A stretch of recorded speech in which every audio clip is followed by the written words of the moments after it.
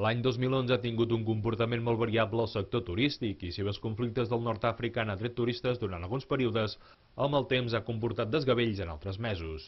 A comarques gironines, segons reflecteixen les darreres dades de l'INE, els més beneficiats han estat els apartaments, que amb 320.000 viatgers suposa un augment del 9% respecte al 2010, mentre que les pernoctacions han augmentat un 12%.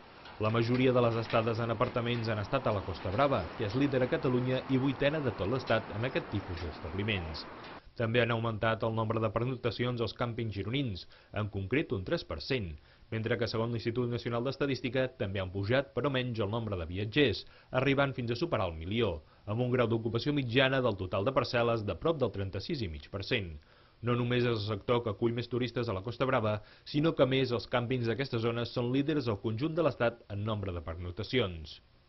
Els que també continuen líders són els establiments de turisme rural, malgrat que això sí, hagi davallat molt lleugerament el nombre de turistes, poca comparada amb la forta sotragada del 2010.